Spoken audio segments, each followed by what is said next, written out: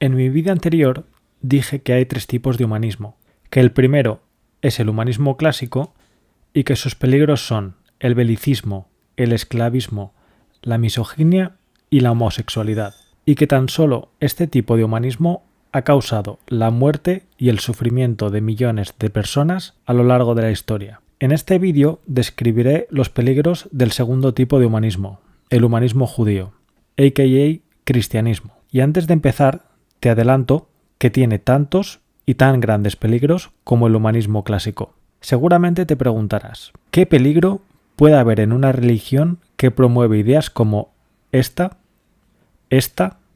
o esta otra? La respuesta es mucho peligro, y las pruebas son otras tantas decenas de millones de muertos a lo largo de la historia. Pero antes de empezar, explicaré por qué llamó humanismo judío a lo que todos conocen por cristianismo.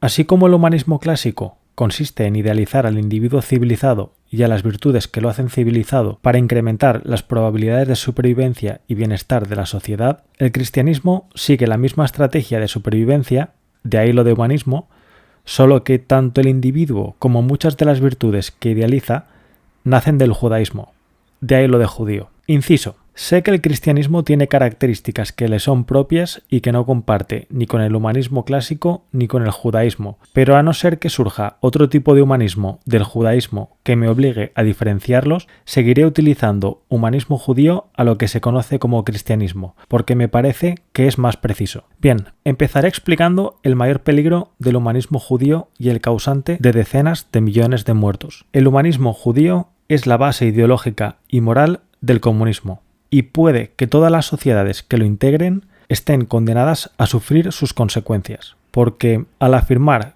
que los últimos serán los primeros, el humanismo judío justifica que los menos privilegiados de la sociedad usurpen los privilegios de los demás. Este razonamiento es el causante de decenas de millones de muertos a lo largo de la historia, directamente por la violencia que genera la revolución comunista, la persecución y el hambre que causa una vez instaurada, o indirectamente porque empobrece y debilita tanto a la sociedad que lo adopta, que hace que a terceros países les salga rentable atacarla, por lo que la sociedad sufre más ataques y sale peor parada de estos ataques. Esto explica por qué en España la envidia está aceptada socialmente, y por qué hay tanta gente de izquierdas. Por otro lado, las sociedades que integran el humanismo judío también tienen menos probabilidades de supervivencia y bienestar, porque una sociedad no puede ser exitosa sin individuos exitosos, y no puede haber individuos exitosos si la sociedad desincentiva socialmente el éxito. Si no te parece lo bastante autodestructivo, espera, porque el humanismo judío no solo desincentiva el éxito, sino que incentiva el fracaso y el sufrimiento socialmente. El razonamiento es el siguiente: si los seres humanos competimos por aprobación social y el estándar que utilizamos para distribuir aprobación social es el de una víctima, entonces aquellos individuos que busquen aprobación social la buscarán autodestruyéndose, es decir, adoptando el rol de víctimas y sacrificados.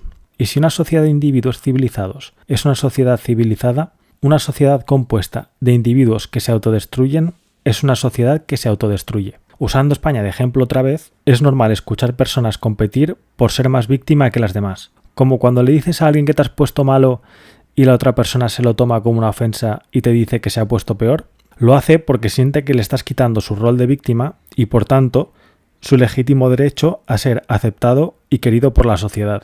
Por si esto no fuera suficiente, el humanismo judío es efectivo autodestruyendo la sociedad que lo integra, porque utiliza la herramienta más efectiva de todas, por influir directamente en el subconsciente humano, el símbolo, en este caso, el de la cruz, para establecer el sacrificio como la mayor de las virtudes, símbolo que además portan todos los creyentes o aquellos que desean parecerlo, y que es visible desde prácticamente cualquier lugar en los pueblos y ciudades que integran el humanismo judío, porque se pone en lo alto de la iglesia y se hace las iglesias de la mayor altura posible, por lo que los individuos de estas sociedades son alineados constantemente. El segundo peligro del humanismo judío es que es una apología del supremacismo judaico, lo cual es peligroso para cualquier sociedad no judaica que lo adopte, porque dar poder sobre tu sociedad a un grupo de personas altamente capaces, cohesionadas, inteligentes, que no te consideran como parte de los suyos, con una alta movilidad geográfica y que además tienden a ser avariciosas y poco escrupulosas con los que no son como ellos, solo puede terminar de una manera, con este grupo utilizando a la sociedad como una herramienta para sus fines particulares, en beneficio propio y en detrimento de la sociedad. Ahora, esto de que el humanismo judío es una apología al supremacismo judaico es un tema controversial, así que expondré los motivos a favor y en contra para que puedas juzgar por ti mismo estando mejor informado. Motivos a favor. 1. Jesús es judío. 2.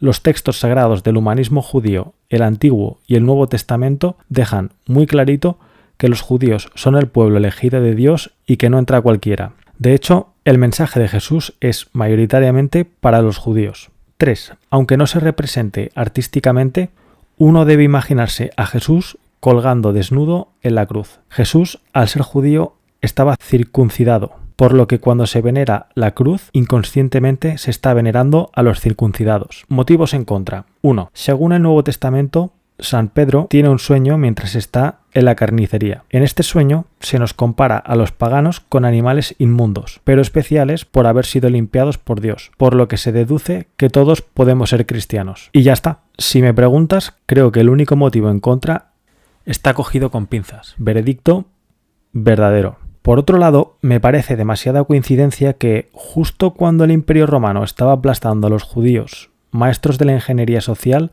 surgiera por casualidad entre ellos una herramienta de ingeniería social que permitiera a los judíos no solo salvarse, sino también posicionarse en el Imperio Romano como el pueblo elegido de Dios, sin necesidad de que ellos mismos integraran esta nueva herramienta, debilitando a los romanos en el proceso. No lo sé. Me parecen demasiadas coincidencias como para no pensar que es un psyop judío. Sea lo que sea, con esto no pretendo promover odio hacia los judíos, más bien respeto, admiración y, si eso, desconfianza justificada.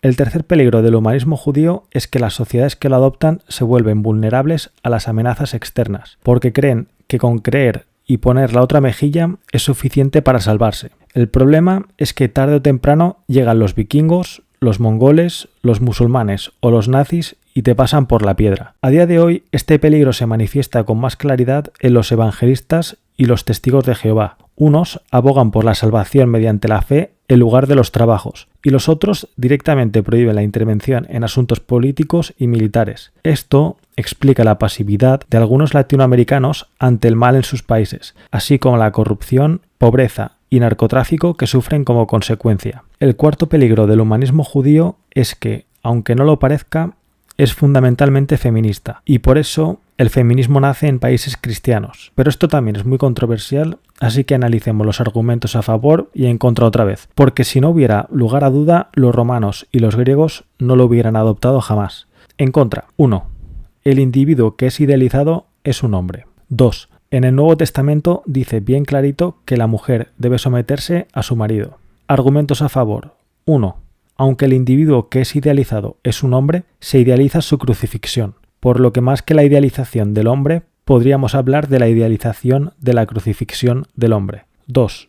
Las virtudes idealizadas de sacrificio y vulnerabilidad son fundamentalmente femeninas, por lo que las mujeres parten con ventaja en la competición por aprobación social cuando las virtudes del humanismo judío se convierten en el estándar según el cual se distribuye la aprobación social. Veredicto: el humanismo judío es fundamentalmente feminista. La pregunta es, ¿por qué el feminismo es peligroso?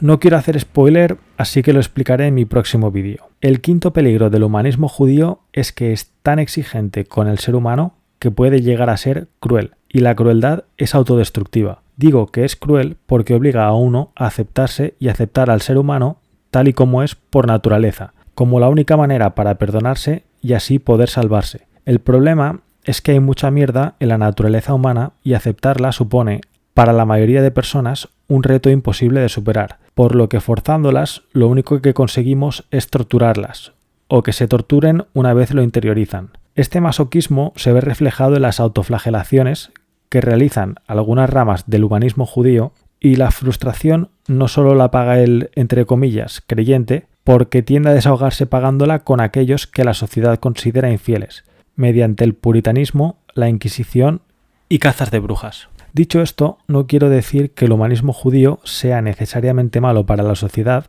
pero creo que hay que ser consciente de sus peligros y actuar en consecuencia.